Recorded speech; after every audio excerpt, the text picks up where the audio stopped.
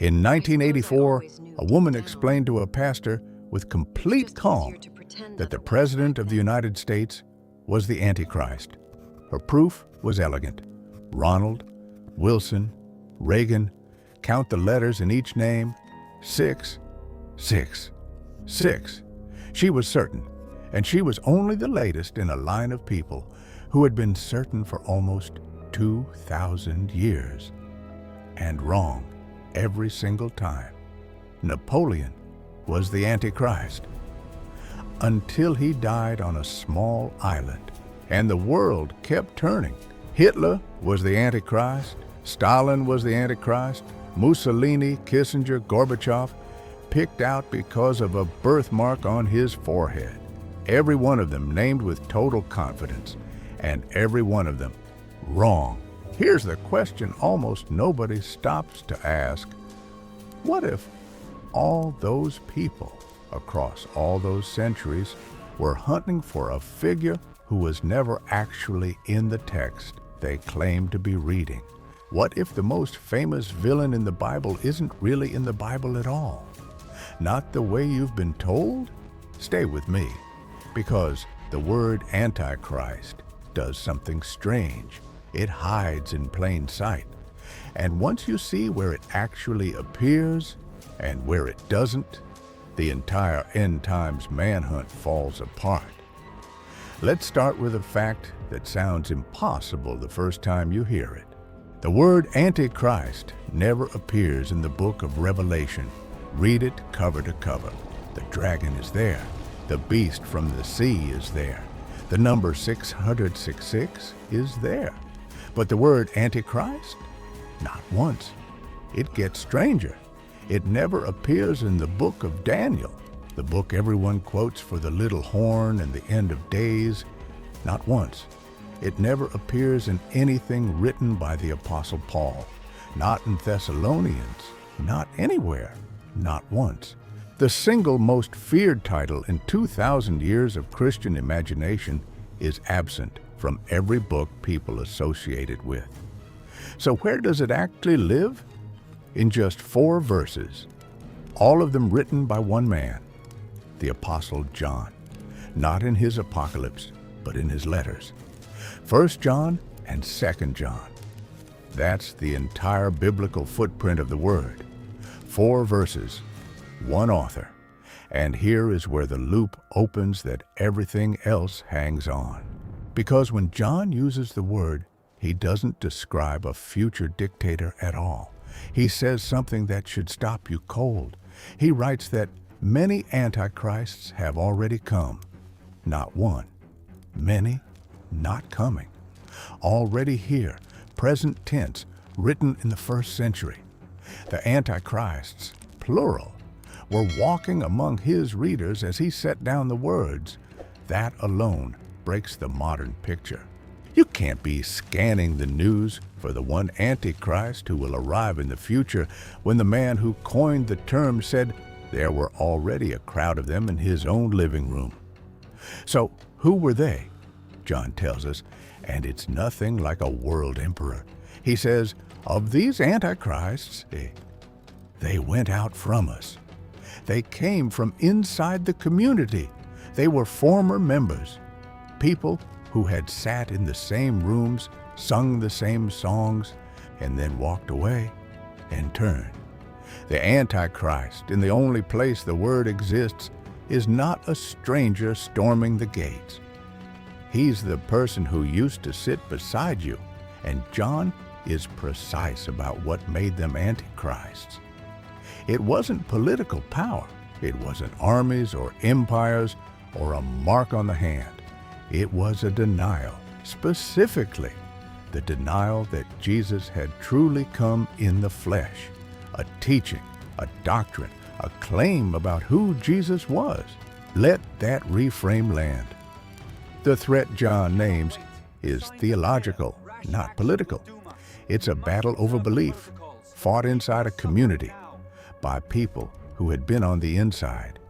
He even strips it of personhood entirely in one verse.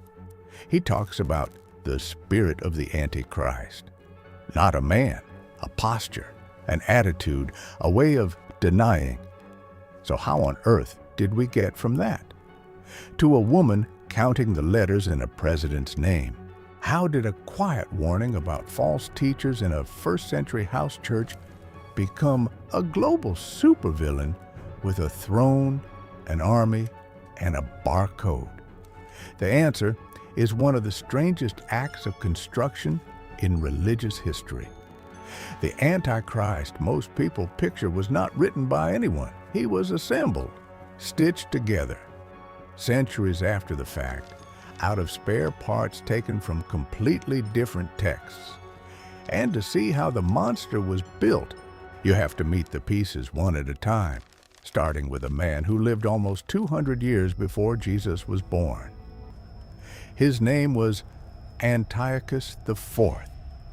He ruled a slice of the old empire of Alexander the Great, and he gave himself a title, Epiphanes, meaning God made manifest, God walking among you. Around the year 167 before Christ, he did something no Jewish memory would ever forgive. He marched into the temple in Jerusalem, stopped the sacrifices, and, according to the tradition, set up a pagan altar in the holiest place the Jewish world had. They called it the abomination of desolation, the unspeakable thing standing where it should never stand.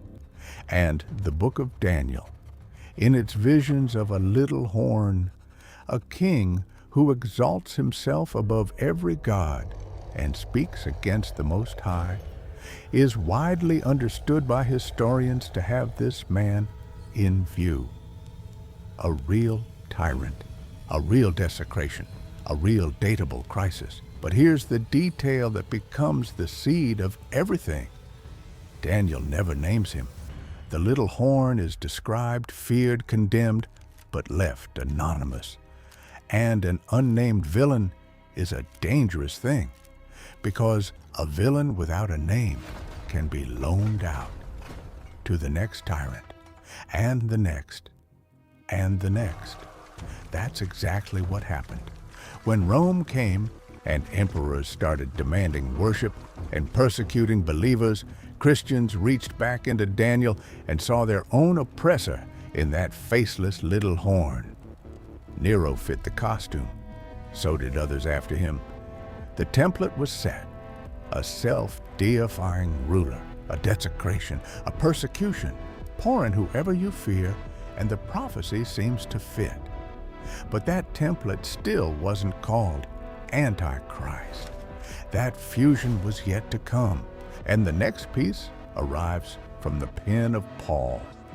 In a letter to a frightened young church in Thessalonica, Paul tries to calm people who think the end has already arrived. And he describes a figure.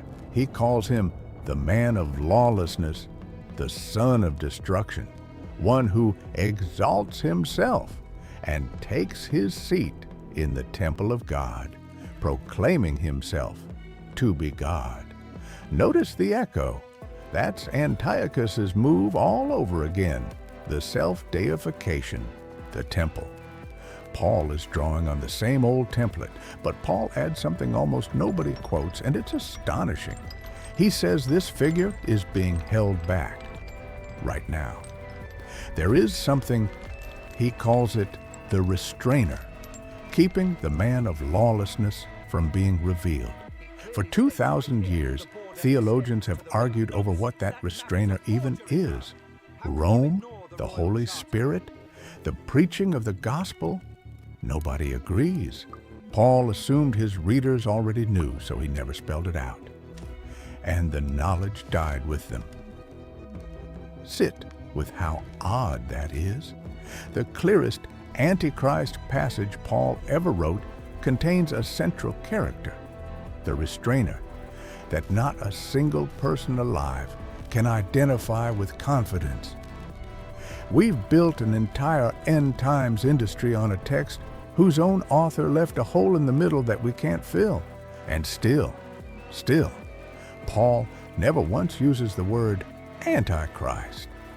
He's describing a man of lawlessness, a different image in a different letter for a different church with a different point. Now count what we have on the table. Daniel's anonymous little horn, a memory of Antiochus. Paul's man of lawlessness, restrained by a force we can't name. John's beast in Revelation, coded, as the historical evidence shows, for the Emperor Nero. And John's antichrists in his letters, a crowd of former insiders denying a doctrine. 4 different figures, 4 different authors, 4 different centuries of crisis, 4 different points. And here is the move that created the monster. Somebody, over generations, not in a single moment, took all 4 and glued them into one.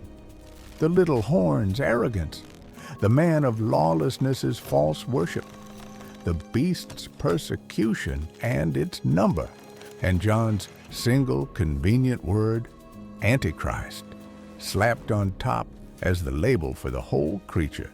The Antichrist you picture is a collage, a composite portrait drawn by combining mugshots of 4 suspects who were never the same person. Think about what that fusion does. It takes a word that meant the false teacher who left our church and welds it onto an image of a self-deifying world tyrant with an army.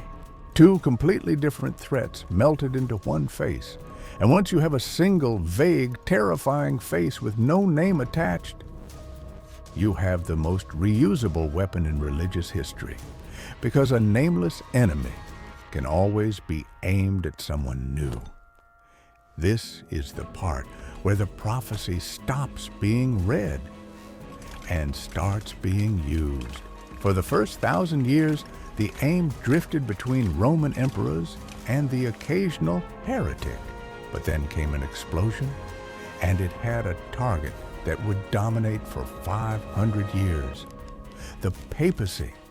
When the Reformation tore Western Christianity in half, the reformers needed a way to say that Rome wasn't just wrong, that Rome was the enemy of God himself.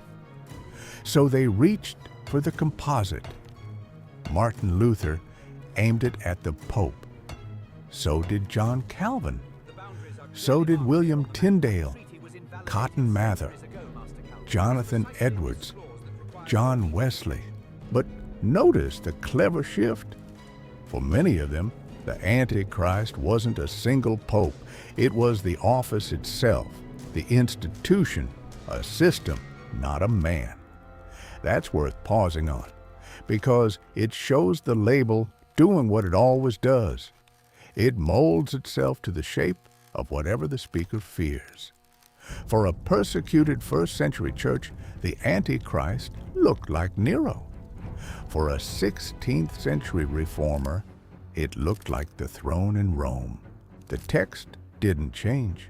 The fear did. And the moment the modern world arrived, the fear found a new and faster supply of faces. Napoleon swept across Europe, and a Russian czar publicly branded him the Antichrist and the enemy of God. Then came the 20th century, and the conveyor belt sped up. A pro-Nazi American preacher in Kansas decided President Franklin Roosevelt was a tool of the Antichrist. From that moment, almost every American president would eventually be accused by someone. When a Catholic, John Kennedy, ran for president, some Protestant voices warned that electing him was like electing the Antichrist himself. Then Reagan, and the woman counting 6 letters in each of his 3 names. Then Gorbachev, with the wine-colored birthmark on his forehead, read by some as the literal mark of the beast, stamped on the man who might end the world. And it never stops. It only updates. A blockbuster novel series in the 90s gave the Antichrist a name and a face. A charming European politician who rises to lead the United Nations. fiction, but it shaped how millions pictured the real thing. And in our own century, the label has been pinned to presidents of both parties, to a skyscraper's street address, to whoever happens to be the most feared figure of the moment. Look at that whole parade laid end to end. Nero, the Pope, Napoleon, Roosevelt, Kennedy, Reagan, Gorbachev, on and on. Every age finds its Antichrist. Every age is certain. Every age eventually is proven wrong by the simple fact that the world keeps going. That is not a record of prophecy. That is a pattern of projection. The Antichrist became a blank screen, and each generation walked up to it and painted the face of whatever it dreaded most. A foreign emperor, a rival church, a nuclear superpower, a political enemy. The figure was so vague, so detached from its origins, that it could absorb anyone. And a prophecy that fits everyone actually identifies no one. A French scholar put his finger on it decades ago. For most of history, he noted, the common understanding of Antichrist had been political. Every persecutor from Nero to Stalin treated as the monster in the flesh. But he argued, if you want to know what the word actually meant to the man who wrote it, you have to stop reading the headlines and go back to John's 2 short letters, back to the only place the word lives. So let's go back, one last time, to what John actually said. He was not handing his readers a riddle to solve in some distant future. He was warning them about something happening in their own walls that week. People they trusted were teaching that Jesus wasn't who they'd believed. They were leaving and taking others with them. And John gave that betrayal a name, Antichrist, against Christ, in place of Christ. He even told them how to recognize it. And it had nothing to do with thrones or armies or numbers. It was a question about Jesus. Do you confess him or deny him? That was the whole test. The Antichrist was defined by a denial, not a crown, which means the thing John was warning about could wear any face at all, including a familiar one, including a friendly one, including, he implies, one in the mirror. And that is the reframe the letter counters never reach.